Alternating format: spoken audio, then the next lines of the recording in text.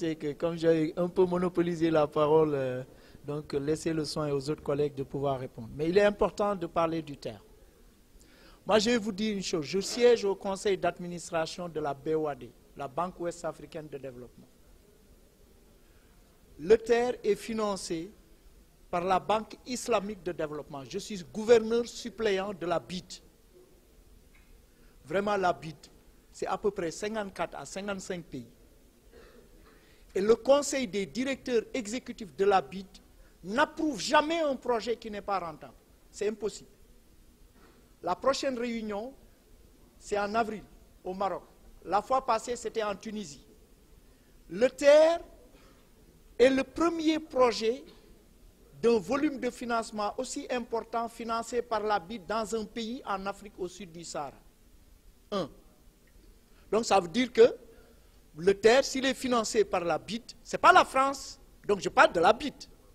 Deuxième financier du terre, c'est la BAD. Moi, j'avais même demandé à ce qu'on sorte les conventions de financement qu'on a signées. Ça a été signé ici, il y a des discours du ministre Amadou Ba. Le deuxième, c'est la BAD. Mais vous savez, quand vous entendez Banque africaine de développement, moi j'ai été à Busan, en Corée, pour participer à la réunion des gouverneurs de la BAD. Et vous savez, le conseil d'administration de la BAD, Banque africaine de développement, vous pensez que c'est nous les Africains? Il y a les États-Unis, il y a la France, il y a la Corée. Les dossiers qui sont discutés au conseil d'administration, si ces dossiers ne dégagent pas des taux de rentabilité élevés, importants, qui puissent permettre de rembourser, parce que ce qu'on dit, d'avoir le coût d'opportunité du capital. C'est-à-dire, si le taux de rentabilité est supérieur au coût d'opportunité du capital, mais les gens voient que c'est un projet rentable. Ils financent.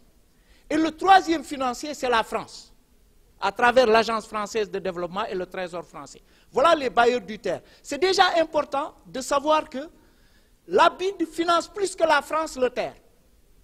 Mais la France n'est pas membre de la BID. S'il n'y avait pas une transparence, mais la BID ne va pas financer, c'est impossible. Donc ça, c'est important. Et quel est le coût? Le président l'a dit. 568 milliards plus 88 milliards d'avenants à cause de la libération des emprises qui a augmenté. Ça fait 656 milliards. Il l'a dit lors du grand entretien, de façon claire. Pourquoi on parle de 1000 et quelques milliards?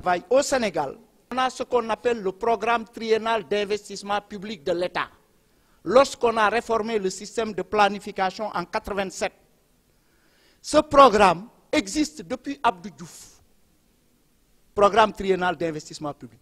Tous les projets qui y figurent, financés par les bailleurs de fonds, leur coût, c'est indiqué là-bas. Mais le coût d'un projet n'inclut pas les conditions de financement. Pour faire simple, je vous ai prêté 1000.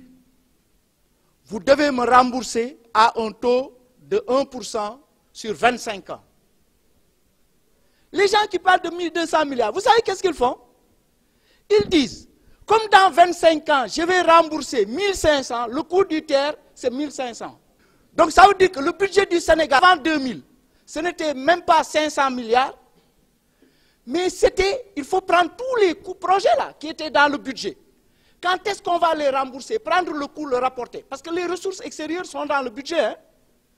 Le terre, il est dans le budget de 4075 milliards qu'on a voté à l'Assemblée nationale. Ce que vous allez tirer là-bas, c'est dedans. Donc ça veut dire que ça n'a pas de sens. C'est très simple. Prenez n'importe quel projet. Le projet, par exemple, d'aménagement de la vallée de Kobilo, qui est dans le nord. Mais c'est financé par la Badeya à hauteur de 10 milliards. Mais vous vous dites, non, non, Badeya finance ça, 10 milliards, mais il vous a prêté sur 25 ans, taux d'intérêt 1%, donc vous allez rembourser en l'an 2025, au lieu de 10 milliards, 20 milliards. Le coût, c'est 20 milliards. Si vous y mettez les conditions de... C'est ce qu'on appelle l'actualisation et la capitalisation. Je ne veux pas rentrer dans ce débat, parce que c'est un peu technique, quoi, sur la question. Donc, vraiment, pour le terre, limitez-vous au grand entretien de M. le Président de la République qui a donné les coups du terre. On peut sortir les conventions de financement pour les confondre. Et retenez que les conseils d'administration de ces entités, si vous entendez la Banque africaine de développement, ah oui, c'est les Africains qui se sont arrangés parce que le président Macky Sall, non, les Américains. Vous pensez que vous pouvez faire un projet de charbon avec la BAD? Jamais. Les Américains vont s'y opposer.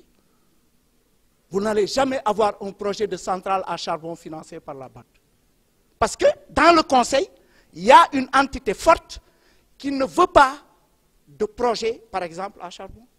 Donc il faut comprendre comment c'est le Conseil des directeurs exécutifs de la BID, où il y a l'Arabie Saoudite, il y a tous ces pays, la Tunisie, le Maroc. Mais moi, si vous partez là-bas, mais vous savez qu'ici, on ne peut pas financer un projet. Et le Sénégal a cette fierté. En initiant le PUDC, ces bailleurs même aujourd'hui, c'est eux qui financent le PUDC. Les bailleurs, la BID met 100 milliards, la BAD met 100 milliards sur le PUDC, tellement que ça a été un projet réussi avec ces 4 volets. Et pour vous dire, et il faut être fier du Sénégal, parce qu'on a mis 113 milliards pour financer le PUDC, le projet d'urgence de développement communautaire, 113 milliards qu'on a décaissés en l'espace de 2 ans. Alors que n'importe quel projet des bailleurs de fonds de près de 100 milliards, vous ne pouvez pas le décaisser en 2 ans. Vous allez le décaisser peut-être sur 5 ans. Donc ça, c'est vraiment, pour moi, le TER, vraiment, c'est un sujet. On peut vous faire des fiches didactiques, comme ça vous allez communiquer clairement sur ça. On va vous montrer les PTIP qui existaient du temps de Diouf, de Wade et maintenant, et vous allez confondre ces gens-là. Ça ne pose aucun problème. Bon, maintenant, l'autre question, c'est, bon, dans l'espace, moi j'ai dit une chose.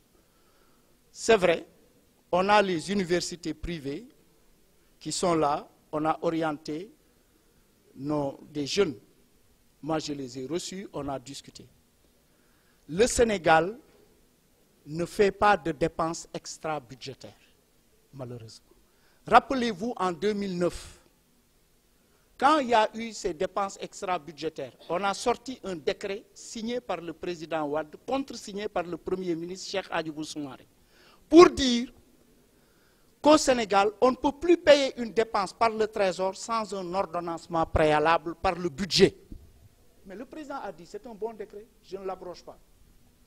Donc tout ce qu'on doit payer dans les universités privées, ça doit être budgétisé. Et le 23 février, il décide de ça. Ça n'a jamais existé. On y met 5 milliards par an jusqu'à mettre 34 milliards 707. On a payé les 31 milliards. L'écart de 3 milliards provient du fait que l'année dernière, en 2017, l'engagement s'est fait en dernier lieu, vers le 31. Si vous vous rappelez, le 31 décembre, je pense qu'il y avait un week-end. On n'a pas pris le risque de griller notre solde budgétaire pour laisser passer cet engagement. Donc on a payé 31 milliards. On a dit donc, faisons le point. Les 8 milliards qui sont inscrits, le ministre des Finances a reçu les écoles, les responsables, et on s'est accordé sur un échéancier de paiement des 8 milliards d'ici juin, 1 milliard en janvier, qu'on a engagé, qu'on va payer, ainsi de suite, pour payer tout ça d'ici juin. Mais les gens voulaient qu'on paye totalement les 8 milliards du budget sur 12 mois, qu'on le paye en quelques jours. C'est ça qu'il y avait, mais je pense que maintenant tout est en train de rentrer dans l'ordre. Parce qu'on a des instruments, nous, aujourd'hui, le ministre des Finances est parti au Conseil des ministres avec un arrêté de virement de crédit de 250 millions pour préparer les étudiants qui vont rejoindre USEN, paraît-il, à partir du 4 février.